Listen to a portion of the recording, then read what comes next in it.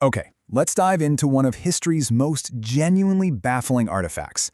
We're talking about a single piece of parchment that completely challenges what we think we know about the age of exploration, about ancient technology, and hey, maybe even a totally lost chapter of human history. So here's the central puzzle, the question that just hangs in the air. How could an Ottoman admiral, all the way back in 1513, possibly map a continent that wouldn't be officially discovered for another 3 centuries? And get this, we're not just talking about the edge of the ice. We're talking about a coastline that's been buried under a mile of ice for thousands of years. It sounds completely impossible, but that's exactly what the Piri Reis Map seems to show.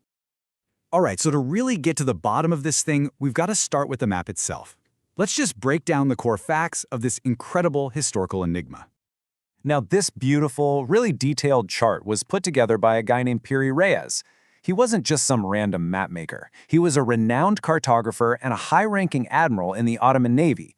This meant he had access to the Imperial Library in Constantinople, which was, one of the greatest collections of knowledge on the planet at the time.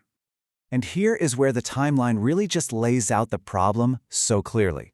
The map is made in 1513, Antarctica isn't officially sighted by anyone until 1820, and the technology to see what the continent's coast looks like under all that ice, that didn't even exist until the 1950s with sonar technology. The gap in time here is it's staggering.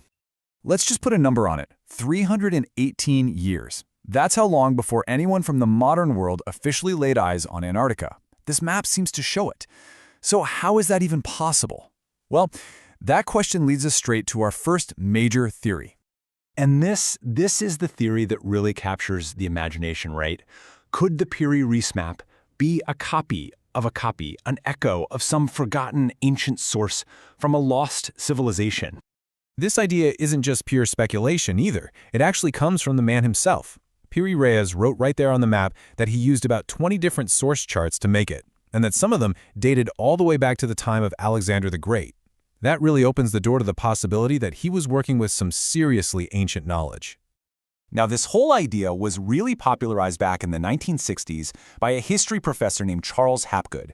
And he wasn't some fringe theorist. He was a serious academic who became completely obsessed with this map.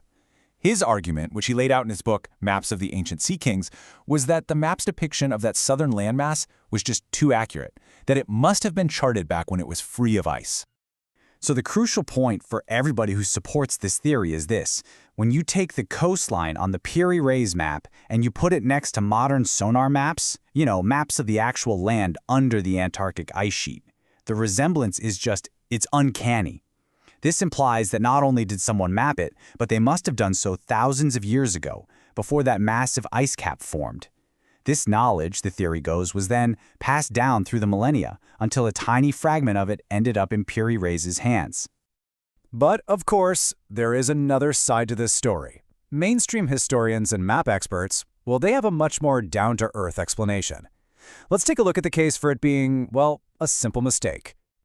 It really all comes down to this core conflict. Is that mysterious southern landmass a shockingly accurate drawing of a pre-Ice Age Antarctica, or is it just a badly drawn South America?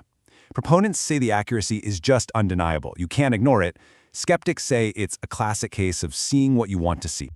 Okay, so the skeptical argument really focuses on the coast of South America. If you look at the map, you can see how it just bends sharply to the east. Skeptics believe this isn't Antarctica at all. It's just the South American coast, and Piri Reis had to distort it to make it fit on the piece of parchment he was using.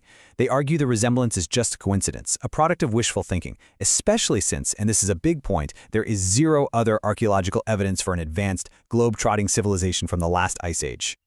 So we've got these two wildly different interpretations, a map from a lost world or a simple cartographer's error. Let's just step back from the debate for a second and look at what we can actually say for certain. So really, it all kind of boils down to 3 main competing ideas. First, you have the lost civilization theory. It's super speculative, but you have to admit it's captivating. Then you've got the creative misinterpretation theory. That's pretty much the mainstream academic view. But there's a really important third option to consider, that the map does reveal advanced knowledge, but not from some lost civilization, maybe from non-European navigators who are far more sophisticated than we've ever given them credit for. No matter which theory you lean towards, here's the one thing that pretty much everyone agrees on. The Piri Reis Map is absolute proof that the world of the early 16th century was far more interconnected than we usually imagine. You had information, maps, and knowledge from Portuguese sailors, Spanish explorers, Arab merchants, and maybe even more ancient sources, all flowing into these great hubs like Constantinople. This map is like a snapshot of that globalized world of information. So, in the end, the map remains an enigma. And it leaves us with this final, really tantalizing question. Even if it doesn't show a lost civilization's knowledge, its very existence forces us to ask, what other incredible achievements, what other sophisticated networks of knowledge from our shared past have we completely misunderstood or just overlooked entirely?